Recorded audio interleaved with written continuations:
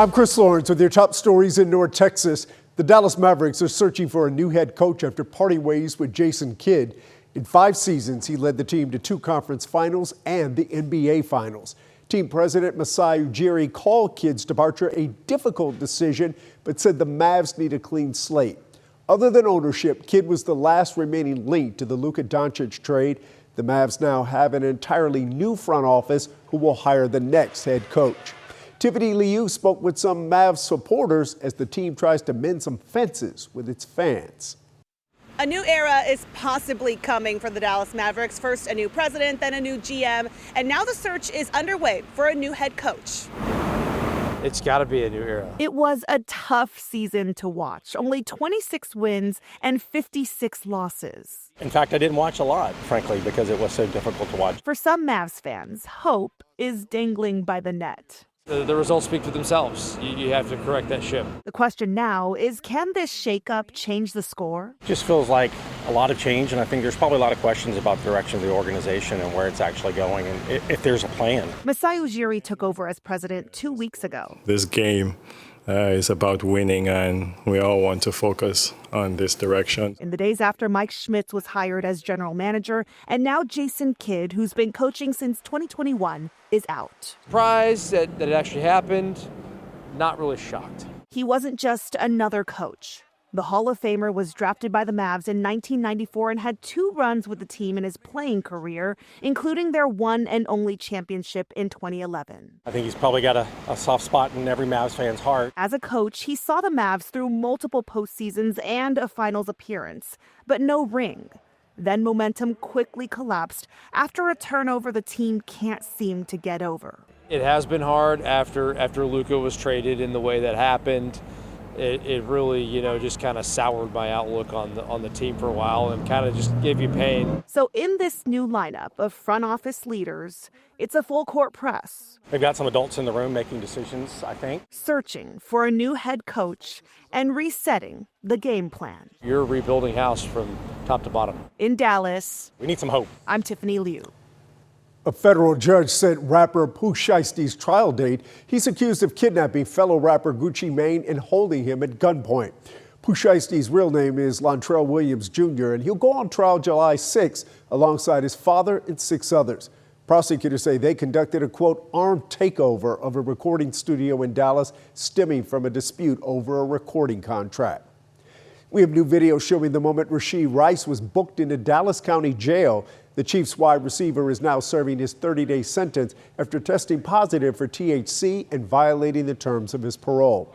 Rice pleaded guilty last year to causing a crash in Dallas that injured several people on 75.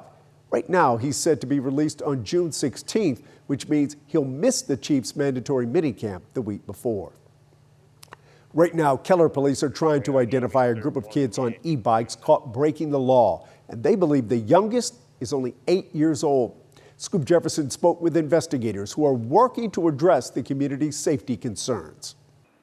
As we head into summer, Keller police, they're concerned about even more e-bikes on the road. They're using signs like this one to educate people about the do's and don'ts. I'm behind several kids on e-bikes. Police dash cam shows a group of teens breaking the law on their e-bikes, now at the center of an investigation. Officers are following strong leads to identify the teens who got away. They were doing wheelies on the road, they were speeding, they were video recording us, kind of in a mini pursuit, trying to pull these guys over. Ultimately, that's felony evading. Keller PD now circulating this electric vehicle use guide as teens start summer break, anticipating more e-bike use. Another reason why we're taking a zero tolerance stance. Especially since e-bike incidents can be deadly. In July 2023, parents of a 14-year-old devastated after their son on an e-bike in the colony passed away after getting hit by an SUV. No charges filed against the driver. It was like a brother for me. And in Arlington Heights, Illinois, Angel Lopez lost his high school friend Samuel Apero after police say his e-bike crashed into a pickup truck because the teen failed to stop. For the parents, they need to understand how is their child operating on it Do they know where they're supposed to be? And do they know the rules of the road? Deputy Chief Cole urges parents to also learn helmet requirements rules for younger e-bike riders. Not only will officers place their digital sign in high traffic areas, We're getting permanent signs on our trail systems as well. signs they hope will prevent other e-bike riders from being caught on camera breaking the law. They're actively evading me. In Keller, I'm Scoop Jefferson. An 11-year-old girl returned to school after surviving a devastating house fire. We did a story on it, and after it aired, she was presented with a life-changing surprise. Here's Sean Giggy. The fourth graders at Goodman Elementary in Arlington never saw it coming. Their reason for celebration came from desperation. As we first reported last week, back in March, Arlington firefighters were called to a fire at this home where a little girl was trapped inside. 11-year-old Delilah Salinas spent more than a month in the hospital getting treatment for second and third degree burns to her arms and face. Thank you. When she got out, firefighters gave Delilah a ride to school, her first day back since the fire. Were you excited to come back to school today? No, not at all. Where would you prefer that they would have dropped you off? McDonald's. Okay. Firefighters didn't need to take her to McDonald's because after our story first aired, McDonald's came to her. Well, we've got lots of surprises for you today. Anthony Grissett owns a number of McDonald's franchises, and when he saw Delilah's story, he delivered. I'm so excited. Joined by firefighters, Anthony brought lunch for the entire class, which made him quite popular until someone more popular walked in. Most importantly, Anthony was able to provide encouragement. Life has a way to turn tragedy into opportunity. And for Delilah, this was that opportunity. We would love to pay for you to go to college. For real? She really couldn't believe it. I have never had that happen before to me at all. Delilah says the offer has made her more eager to come to school. It could cost Anthony and McDonald's thousands, and yet he says it's worth every penny. It provides joy to satisfy people, and that is my purpose. Caring for others. It's how you change the world, whether you're serving billions or just one. We're loving it. In Arlington, I'm Sean Giggy. Well, it's obvious that Delilah's story really touched Anthony's heart. What an incredible way to bless her. And those are your headlines from North Texas. I'm Quita Culpepper in Austin, and we're learning new details about this weekend's chaotic shooting spree across South and Northeast Austin. KVUE obtained an arrest affidavit that lays out the 12 shootings. 4 people were hurt, 5 cars stolen, and 3 teens arrested. 17-year-old Christian Mondragon faces 3 felony charges. A 15 and 16-year-old were also arrested, but APD has not released their names. According to that arrest document, police say the 15-year-old is actually the one who stole the pistol used in all 12 shootings. They say the gun was taken from Central Texas Gun Works in South Austin Saturday morning. Dozens of gunshots were fired across all 12 crime scenes. All 3 teens were arrested in Manor on Sunday night. Police say they led officers on a chase and then crashed in a field off Highway 290 and FM 973. Mondragon is being held without bond. He's facing 2 charges of aggravated assault. In the wake of the shootings, Congressman Chip Roy is criticizing the Travis County District Attorney. On Wednesday, Roy stood alongside the president of the union representing Austin police officers and said District Attorney Jose Garza needs to do more to prosecute violent offenders and keep them behind bars. We are now sitting in an environment where the district attorney has willful disregard for the well-being of the people of this community, willful disregard for APD. Now, they got to work with the DA, so I'm going to be a little bit more blunt than I think maybe some of these fellows can be. But I'm getting sick and tired of watching criminals running rampant on the streets of Austin. Republican congressman emphasized that although he's running for attorney general, on Wednesday he was speaking as a congressman. There was quite a sight to see outside of the University of Texas System building on Wednesday afternoon. A group of UT students and faculty staged a mock funeral, saying their academic freedom is dead. KVU's Jessica Cha has a closer look at the motivation behind the demonstration.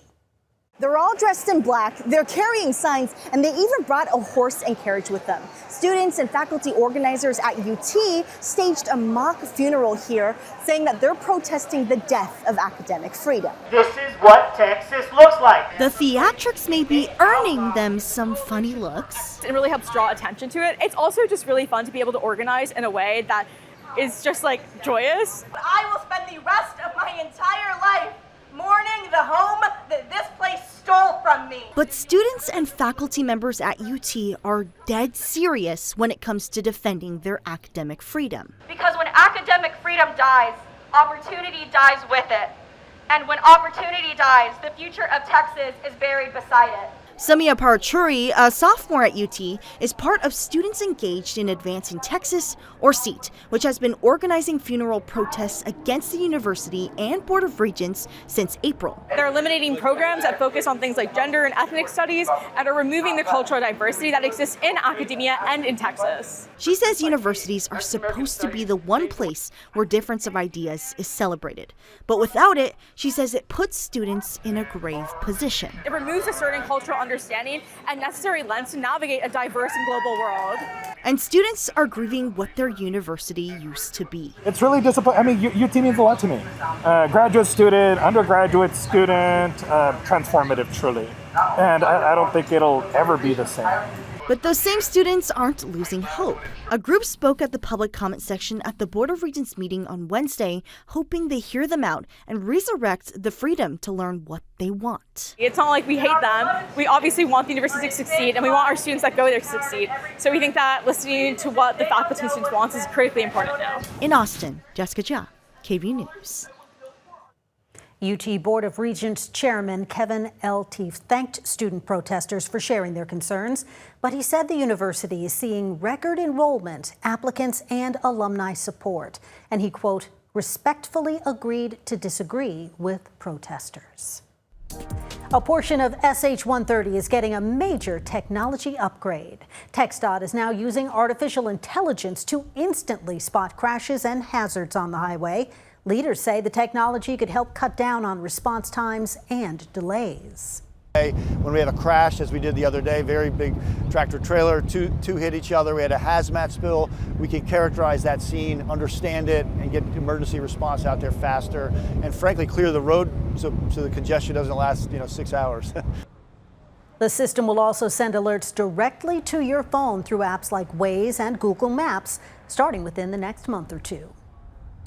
The Texas Attorney General's office is focusing on Meta glasses, launching an investigation over privacy concerns.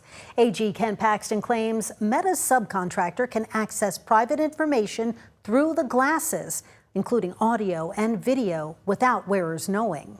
A spokesperson for Meta tells KVU privacy and data protection are, quote, core to every product we build, and they're ready to address the AG's questions. Soon there will be new options for commuters in Austin. Starting on June 7th, Capital Metro will open 2 park and rides. One will be located near the Goodnight Ranch neighborhood off Slaughter Lane in southeast Austin. The other will be near the Travis County Expo Center on Decker Lane in northeast Austin. Commuters will be able to park their cars there and then hop on buses that run every 10 minutes during peak hours. U.S. News and World Report just released their annual list of the best 250 places to live nationwide, and the Lone Star State dominates, with 40% of the list being made up of Texas cities. That includes some here in our own backyard. Leander cracked at the top 10, coming in at number 8 this year. Cedar Park is next at 24, followed by Pflugerville at 35 and Round Rock at 65. There's a bit of a drop-off after that. Georgetown came in at 153, and Austin rounds out Central Texas at 199. Austin city officials are moving to annex a massive 2,600-acre plot of land in East Austin known as the Dog's Head. The land, owned by Endeavor Real Estate Group, sits just north of the airport between Highway 183 and SH 130. It's currently outside the city limits, but is twice the size of downtown. Assistant City Manager Eric Johnson calls the deal a fiscal lifeline for the city. The 45-year agreement includes a tax zone to fund new infrastructure, 20% affordable housing, and hundreds of acres of parks and trails. If approved, the project could generate $3.5 billion in property taxes over the next 30 years. And that's all from us here in Austin. Hope you have a great day.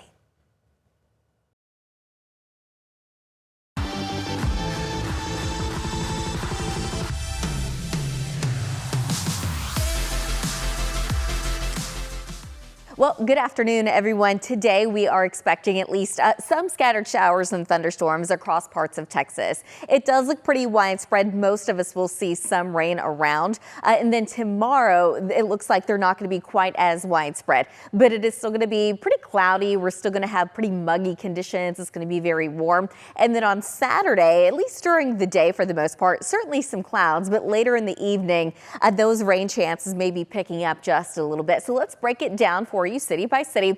Around Amarillo, temperatures today only in the low 70s because of the showers and storms. That chance of rain is going to be significantly lower for your Friday, so temperatures will actually make it into the upper 70s. Now on Saturday, clouds move in, but rain chance is still very low, so temperatures stay in the upper 70s. Now in Austin, a little different. We're talking about the low 80s today despite the chance of rain and storms, and then tomorrow afternoon, we're looking at partly sunny skies with temperatures in the upper 80s. On Saturday, temperatures go back down into the low 80s with that chance of rain and storms. Across parts of North Texas, today temperatures in the upper 70s, but we will be warming up into the mid 80s as we get into tomorrow. Low 80s expected on Saturday. I think during the day across North Texas, it does look pretty dry, but we could have some isolated showers out to the west with that chance starting to pick up later in the evening. Around Houston, temperatures in the mid 80s today and tomorrow with that chance of rain and storms. By the time we get to Saturday,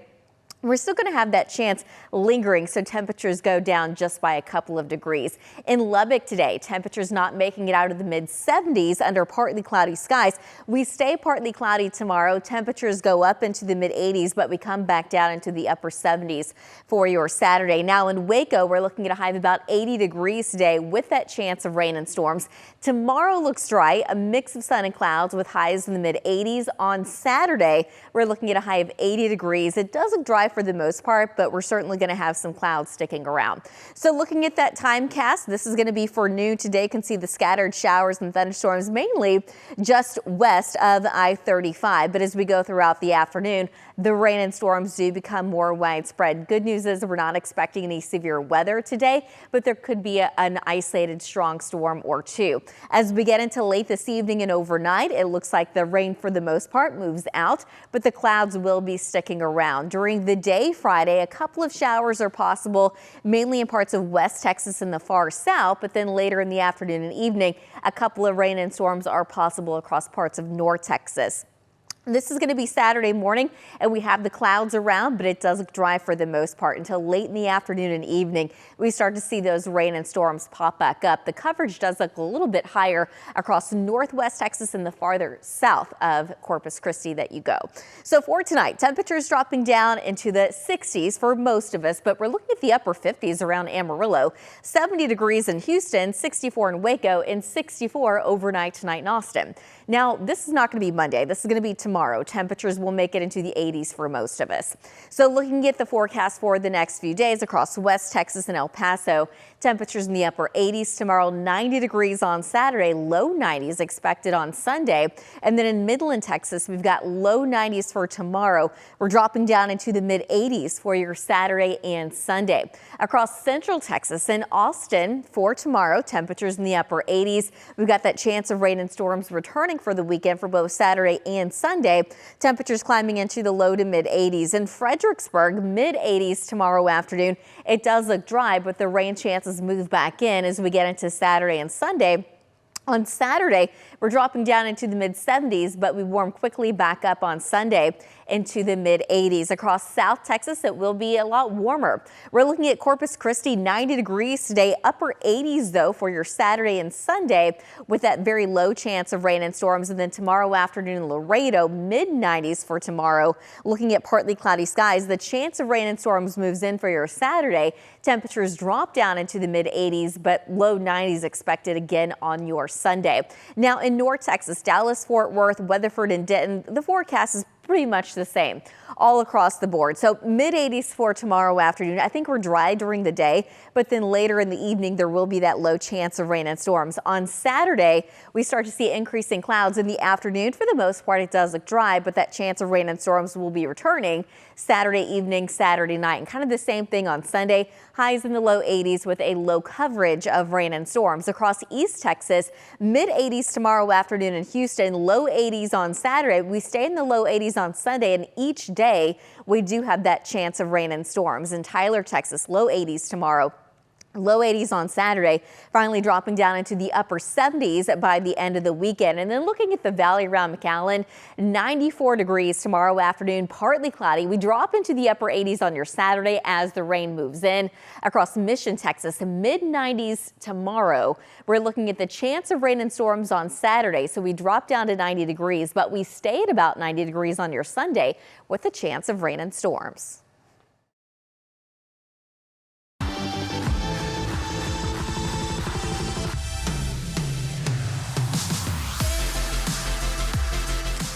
Hello there, Mia Gradney here with a look at what's making headlines in Houston, starting with a man convicted of murder who made a chilling statement after he was sentenced for killing a mechanic just 2 days before Christmas. Tuesday, that man pleaded guilty and was sentenced to 40 years in prison. KHU 11 News was the only camera in the courtroom when the sentence was handed down. Aniele Ruiz has reaction from family. Well, the family relieved that he got the maximum during this plea deal. For nearly 4 years, Luis Casillas' family has carried the pain of losing him. The mechanic and father was gunned down outside his North Houston shop just 1 day before Christmas Eve. Today, they finally came face to face with one of the men responsible. 23-year-old Raudel Orozco pled guilty to murder. Inside the courtroom, witnesses described a terrifying and heartbreaking scene. Two defendants pull out guns. One witness, whose identity is being concealed for safety reasons, testified he watched Luis surrounded by a group of young men. He said Raudel carried an AK-47 and describes how Luis begged for his life. Man, you ain't got to do this. I got a wife and kids. And the defendant stated, I told you not to play with me in explicit language. And that's when I heard the gun go off. Another witness recalled hearing the same desperate pleas. Luis raised his hand and said, please don't shoot me. I have a wife and 2 kids, 2 little girls. After that, the shot was fired. The event, one witness said, replays in his head. I see Luis every day. Investigators said some of the suspects fled to Mexico after the shooting before eventually returning. Authorities still have not recovered the murder weapon or the vehicle tied to the case. Defense attorneys argued the shooting was accidental. Believe that he had stolen this truck. They had dropped it off the day before, and already the next day they were informed that it was gone. But the judge in the end said she didn't agree with the defense. The court is going to sentence you to 40 years. For Luis's family, the sentence brought tears of relief and heartbreak all at once. His sister says even after listening to their pain in court, Raudel would not look at them. And as deputies led him away, he turned and threatened the family in Spanish, telling them, I'll be out someday. Still, Luis's loved ones say the judge saw through it all. I didn't see any remorse on him. It seemed that he didn't really care. And I'm glad the judge saw that. Well, the case is not over today. The brother of Raudel is expected to appear in court soon. He's also being charged with murder. In downtown Aniele Ruiz, KHOU 11 News. Now to a case in Montgomery County where it could make history. Officials believe it's the first time Texas has used its abortion law to charge someone criminally. John Demeter is accused of secretly giving a woman abortion pills without her knowledge, causing her to lose her baby at 14 weeks. Wednesday, the district attorney announced Demeter has been indicted on 2 first-degree felonies, performing an abortion and injury to a child. Prosecutors say Demeter ordered the pills online, crushed them, and mixed them into a drink, causing the mother to deliver a stillborn daughter. Presley May's life was intentionally and tragically taken from her and will not stand for it. She had 10 fingers, 10 toes, and an entire lifetime of possibilities ahead of her. If convicted, he could get life in prison. Meanwhile, investigators say it is still unclear whether any charges could be filed against the organization accused of supplying the abortion medication, as that part of the investigation remains ongoing. A former U.S. attorney finds herself on the other side of the law, charged with leaving the scene of a car crash and not helping the driver she's accused of hitting. Jennifer Lowry was arrested Monday, but bonded out of jail and made her first court appearance Wednesday. Orko Manna spoke to Lowry's attorneys and the other driver involved.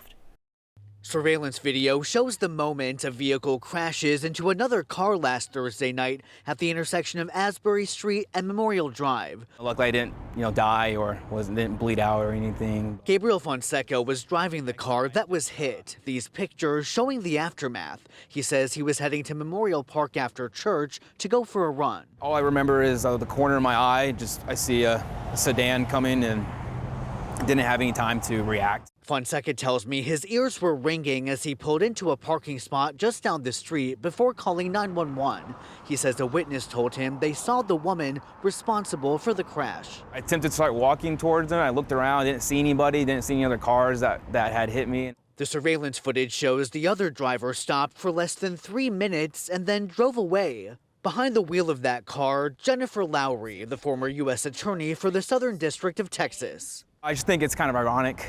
Like her job was to prosecute criminals and hold people accountable. Court records reveal a witness pointed police to Lowry's home after seeing the damaged car pull into the driveway. Lowry was arrested Monday but bonded out, appearing in court this morning charged with a felony for failing to stop and render aid. Yeah, it's a really unfortunate accident. Miss Lowry didn't commit a crime. Lowry's attorney speaking exclusively with me, calling this a misunderstanding. She didn't see the gentleman drive a couple blocks down the road. She thought he had taken off. She had stopped. She called her husband, and her husband said, come to the house. What's your reaction to that argument? I never saw her after the fact. I never saw any attempt to make any contact with me. That was Orko Manna reporting for us. Now to the owner and a sales manager of a Houston jewelry store. They're facing criminal charges and are accused of selling counterfeit jewelry and high-end designer watches. Trace and Bragg has the story and what you can look out for if you're looking to make a pricey purchase. The Houston Jewelry Buyers Facebook page and website advertise Rolex and Cartier among other high-end luxury goods. But according to law enforcement, everything that shines isn't always the real thing. In newly unveiled court documents, police and prosecutors allege store owner Michael Crouch and a store manager Victor Manuel Ortega sold counterfeit jewelry, including Rolex watches, as well as Louis Vuitton jewelry and Cartier bracelets, earning anywhere from $150,000 to $300,000 in the process. The pair now facing felony charges. I don't know what to say. I'm speechless right now. It's left customers who made recent purchases from the Richmond Avenue jewelry store with big questions, including this man who now says his planned proposal might be in jeopardy. My plan was to, propose on Friday, but what I'm looking at, it doesn't seem like it's going to work out. He asked us to hide his identity to not spoil his upcoming engagement. He's also worried his purchase could be fake. So how do you know you're buying real, authentic, high-end jewelry? Well, I spoke to the experts here at DJP Jewelers to find out what you need to know before you make your next purchase. Today, the fakes are so good that it's almost impossible to just tell by looking at it. Jeweler Danny Aronov says it's important for you to authenticate any high-end purchase. This is a 14-karat gold ring. Most reputable jewelers will have special equipment that can test jewels and precious metals, and if they're on the level, they should offer a free appraisal. Don't let too long to pass until you test the pieces that you buy. Just go and check right away within days. And if it's good, then fine. If not, then go back. And I promise you, the shop will give them the money back. They don't want to ruin the name for one piece. Tonight, both Crouch and Ortega are out on bond. We tried reaching out to Houston jewelry buyers, but so far we're unable to get anyone. At this point, it's unclear if or when the store is set to reopen. Reporting in Houston, I'm Tracy Bragg, KHOU 11 News. And with that, that's a wrap of your Houston headlines. I'm Mia Gradney. I'm Bailey Bates. Here are your headlines from Central Texas. A man with more than 30 arrests involving criminal trespassing and harassment has been sentenced to 300 days in jail, but the McLennan County jail credit system is allowing him to be released months earlier. 6 News anchor Adrian Alexander takes a closer look at the repeat offender's lengthy criminal history after years of incidents that we've been following across Central Texas. 42-year-old James Grisham, a Central Texas man who's been arrested for criminal trespassing and harassment more than 30 times, pled guilty to harassment. This after he followed a woman for several miles from Hewitt to her home in Robinson in February. I would just like to thank the Robinson Police Department specifically for recognizing that this individual is somebody that was terrorizing the community. The maximum sentence he could have received was 365 days in jail, but the judge ultimately sentenced him to 300 days. Even then, court documents reveal Grisham will be released on July 29th, only serving half the sentence. McLennan County District Attorney Josh Teetons explained that the McLennan County jail officials gave Grisham 2-for-1 days, which means for every 1 day an inmate spends in jail, they can receive credit for 2 days towards their sentence. That's something that's out of our hands. That's something that the jail controls. Unfortunately, it is a cost-saving measure. And so the jail actually can do a day for day, 2-for-1, sometimes. When desperate times call for it, they can even do 3-for-1. Micah Springston has dealt with Grisham firsthand when he trespassed her home almost a year ago. He's only going to spend 5 months in jail, so don't sit here and tell the public that you're doing everything you possibly can when you're not. She, along with other victims, are not happy about the jail's decision, and she says it's only a matter of time before he's back out on the streets again.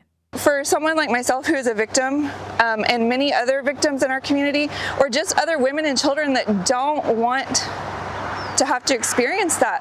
They don't want to have to be watching over their shoulder if this man's going to come and follow them home. Meantime, law enforcement agencies across Central Texas are celebrating what they call a major successful crime crackdown after a 5-day operation led to nearly 100 arrests across the region. Law enforcement leaders say the operation focused on active warrants for violent offenders, gang members, drug dealers, and parole violators. We're coming to get you, and you can't hide from us. That's the message from law enforcement after a coordinated sweep in Central Texas. Federal, state, and local officers gathered in Waco Tuesday to announce the results of Operation Joint Venture. Arrested 90 people that resulted in over 70 warrants cleared and seized 13 firearms, approximately 1,073 grams of narcotics, and $4,384 in U.S. currency. The operation targeted those with active warrants, including violent offenders, gang members, drug traffickers, parole violators, and other high-risk fugitives. Well, we got 90 people off the street. There's probably 90 more that need to come, and that's okay because we all have jails that we're willing to put them in. Investigators say one of the most significant arrests was 22-year-old Dalen Harris of Houston, wanted in connection to an April shooting at Sam's Barbecue in Austin. Authorities say Harris was arrested without incident in Temple. McLennan and Coryell County sheriffs say the operation shows what can happen when agencies work together. When we come together like this, we're kind of like the booger man to the booger man. So that's something that I think we should do more often. We're not going to let up. We're not going to forget about them, and we're going to be coming on strong. And this is an unbelievable combined effort.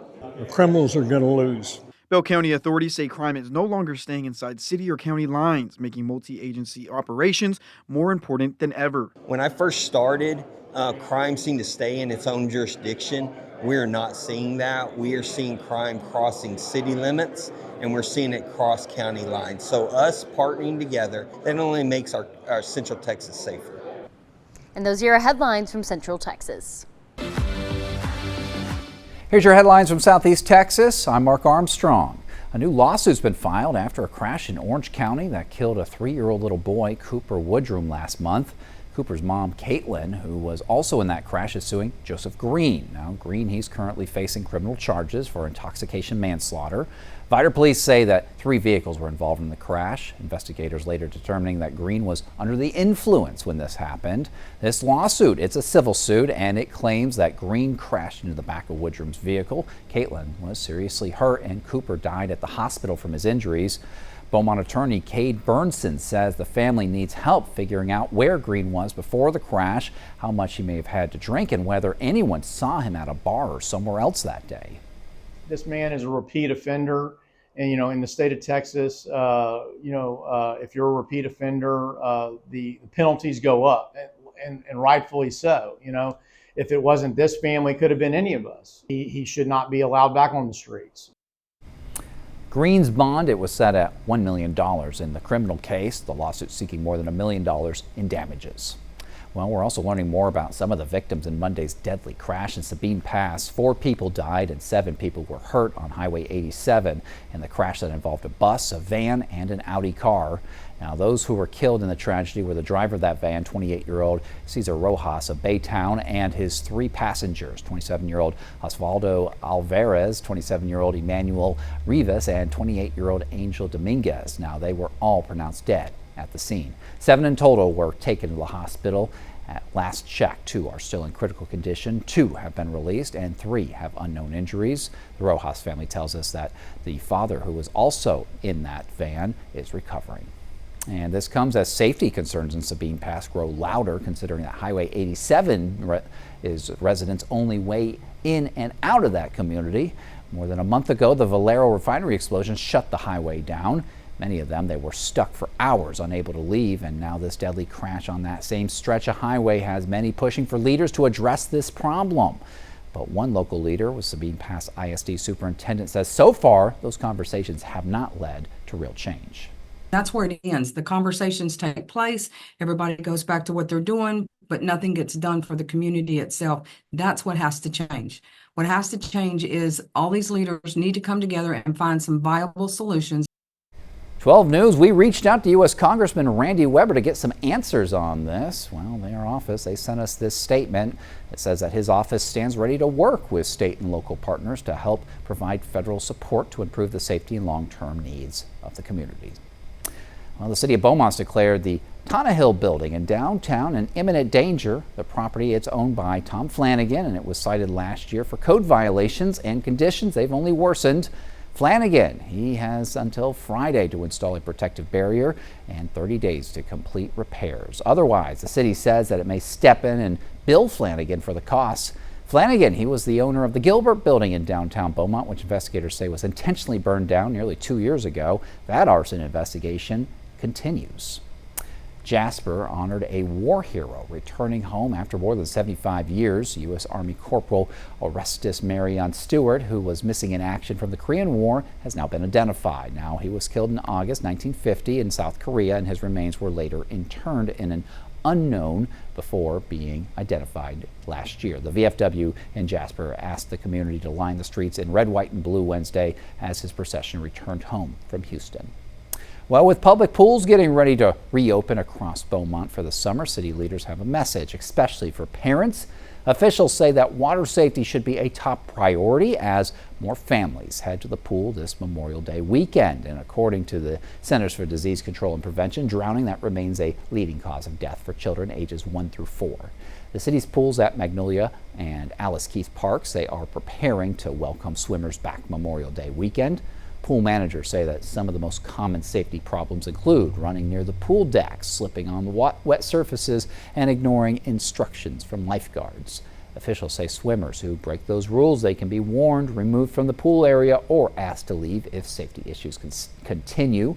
Stacy Lewis, community liaison for the Sterling Pruitt Activity Center, says following these pool rules can help prevent injuries and dangerous situations this summer. We expect citizens to, one, be patient, be respectful, follow all the oral and printed rules and policies that's in place. Lewis says certified lifeguards are going to be on duty throughout the summer. They are trained to respond quickly to water emergencies and help keep swimmers safe. The city pools, they are scheduled to reopen May 23rd and 24th from noon until 6 p.m. Officials say both locations are expected to remain open through Labor Day weekend. And those were the headlines here from Southeast Texas.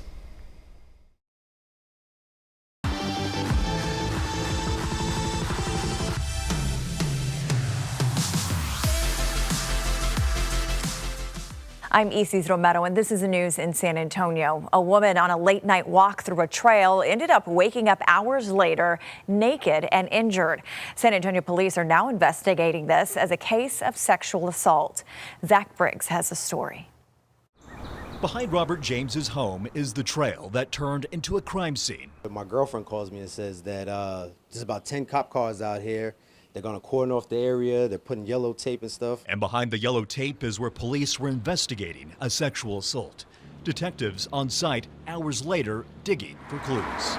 Authorities tell us Monday night a 31-year-old woman was returning to her apartment from a nearby convenience store. She took the Tobin Park trailhead. According to SAPD, around 7 Tuesday morning, the victim woke up naked and ran to her home calling for help. Talking to police, she doesn't remember what happened. The victim suffered several head injuries. It's really scary because it's dark back there at nighttime, so you really can't see anything. Dan Coomer runs this path a few times a week. I have had some thoughts, it might be a little bit more dangerous. It's kind of secluded. But he feels safe for the most part. Coomer supports the idea of the city installing lights along the trail. As for James, he's done what he can for the safety of his loved ones. Especially as it starts getting dark. Even in the day, sometimes when it's cloudy, it's pretty dark back there. So I absolutely agree. I think lights would be great. Like my son comes home on that pathway at night, so I leave the bright light on so that he can see when he comes in. More rain in the forecast has San Antonio firefighters warning about flash flood dangers at low water crossings.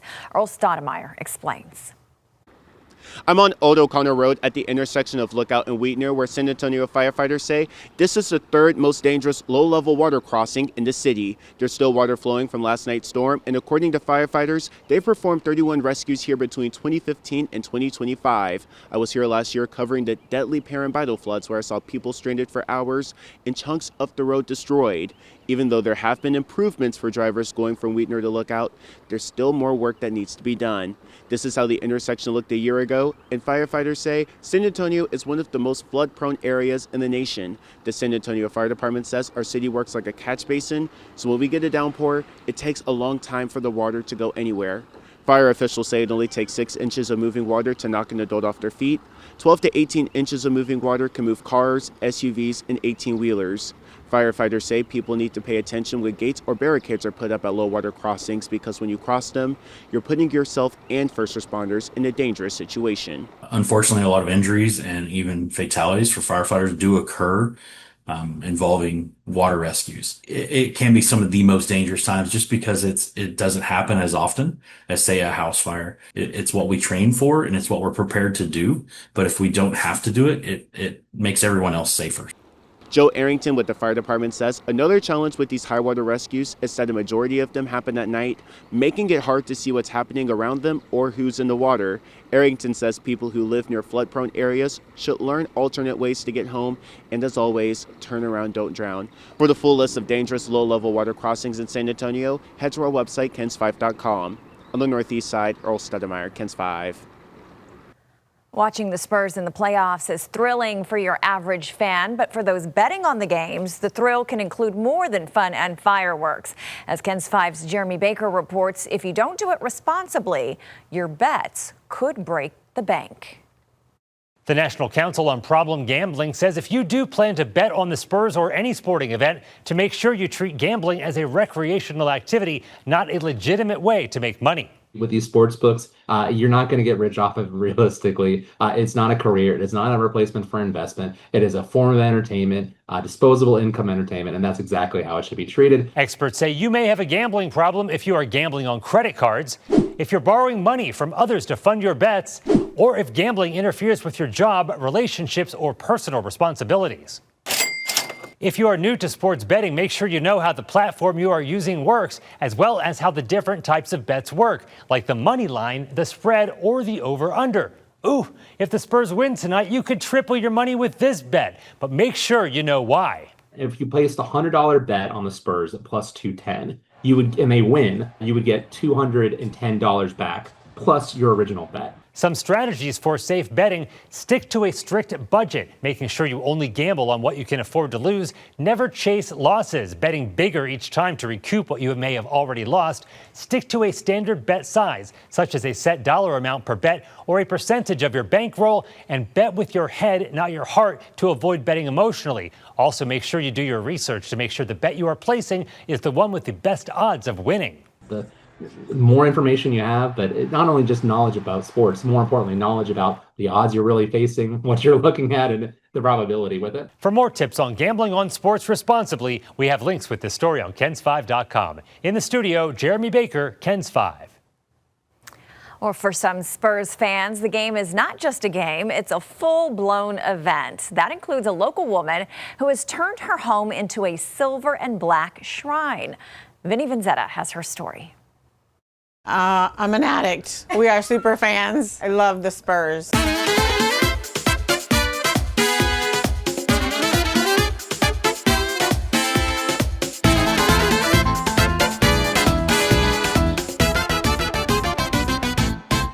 Been about 40 years. Birthday gifts, Mother's Day gifts, Christmas gifts. My entire family contributes to the addiction. It's phenomenal. I absolutely love my house. This is my spot. I love the Spurs. We all love our Spurs. Everyone in my family knows that I love the Spurs. So when they join me, they know it's going to be a screaming night of supporting the Spurs. We love the Spurs. This is my stress broom. Right now we're in the playoffs, and this broom has seen a lot.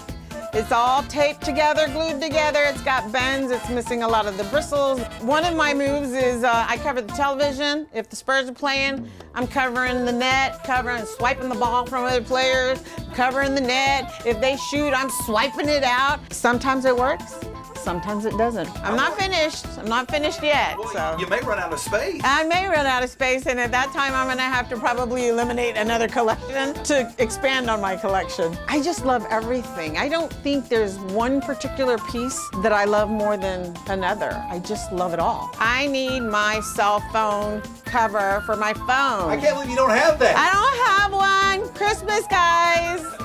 Yeah, that's one thing that I would love to get, and probably my Wemby jersey. And that's the news in San Antonio. I'm Leslie Adamy in Corpus Christi, and here's a look at some of what's happening here in South Texas. The Corpus Christi City Council is moving forward with efforts that could lead to the removal of Mayor Paulette Guajardo. Council members met behind closed doors to discuss this case, but say they cannot comment publicly on the matter because of ongoing legal proceedings. Josh Maxwell has more. The legal battle over the removal of Corpus Christi Mayor Paulette Guajardo took center stage during Tuesday's City Council meeting, serving as the final item on the agenda. If I was sitting in the mayor's position right now, I would welcome this process. The item focused on procedural talks along with the appointment of former Nueces County Judge Terry Shamsey and a discussion of potential witness selection. All of this done in executive session, but before that, residents weighed in, saying they just want the truth. We hold you guys in a higher standard. Ethically, you should do what's right. The fact that they took a while to discuss things tells me that they're considering everything very seriously, and that's important. Mayor Paulette Guajardo says while she can't comment directly on the case, the events surrounding the petition have been interesting, to say the least. Charter reads in a way that no one ever thought until something like this happened. So as the mayor of Corpus Christi, I, of course, feel strongly that 5 people should not be able to remove any elected official. For now, the mayor, like everyone else in the city, is left waiting to see what happens next. So democracy is important in this situation. That's very important. So we'll see where it goes, one day at a time. And as Corpus Christi digs deeper in its search for water, city leaders say new Western well fields are now producing millions of gallons. But as Michael Gibson shows us, there's growing concern state restrictions could limit how much of that water the city can actually use. Here on the banks of the Nueces River at 666 and 624, the water is really flowing from the 8 water wells that the city of Corpus Christi has now drilled. Another day and another well being drilled here in Blunser. This is well number 19, located on the first Western well field site the city opened up. Crews were busy lowering more pipe nearly 800 feet down into the Gulf Coast aquifer, tapping into that underground source of water for Corpus Christi. Right now, that water is flowing into the Nueces River. But by this time next year, city leaders say it will all be rerouted. One portion of the project includes a conveyance line from the Western well field to Owen Stevens. And at Owen Stevens, we will be installing a brackish groundwater reverse osmosis plant that will come online in spring of next calendar year. The city's second Western well field site sits just down Highway 624 on land owned by the Ed Rochelle Foundation. More drilling rigs are at work and some are already producing water there as crews work to bring even more wells online. But one city councilman says there's a catch. Even with all of this new water capacity, not every gallon currently being drilled can actually be pumped because of limits tied to the city's TCEQ permit. By the end of June, we will have access to 36 million gallons of water a day, 36 MGD. But we will probably only be taking out 20 to 26 million gallons a day because of our TCEQ permit. Now, Councilman Mark Scott says he's hoping state regulators loosen the valve a little bit more and approve a waiver allowing the city to fully tap in to the Western well fields. If the state is concerned about our water supply, they would give us a waiver. Scott added that if the city could access that additional 10 million gallons of water a day, it would buy Corpus Christi even more time before stricter water curtailment measures would likely kick in next summer. Michael Gibson, 3 News. And that is a quick look at some of what's happening here in South Texas. Hi, I'm Brennan Gurley, and here's what's making headlines across East Texas. The Tyler Fire Department is continuing to mourn the loss of longtime firefighter Scott Starkey, who died over the weekend after a battle with cancer. CBS 19's Robert De La Garza shares how his crew is remembering his decades of service and the impact he made inside Station 2. Outside Tyler's Fire Station 2, a flag flies as a mark for longtime firefighter Scott Starkey. That's Scott's flag. That's for him. A superhero in the eyes of many, strong, fearless, invincible. And to his peers inside the station, like Senior Captain Bruce Hill, they say he fit that image. It's hard to see that failure or weakness in someone that you put up as being so strong and powerful. But after a year-long battle with esophageal cancer, Starkey's fight came to an end. You can definitely tell we're missing a part of us. You can definitely tell that something's missing. We're not whole. A driver and engineer for Fire Station 2, dedicating 26 years with the fire department. He grew up in the fire service. His dad was a fireman before him. He's been on the job ever since, just a joy to be around. A kind of person Robert Pena says you wanted by your side. His voice traveled across the room. He has left a very good impression on all of us. Men and women who have faced some of life's hardest moments.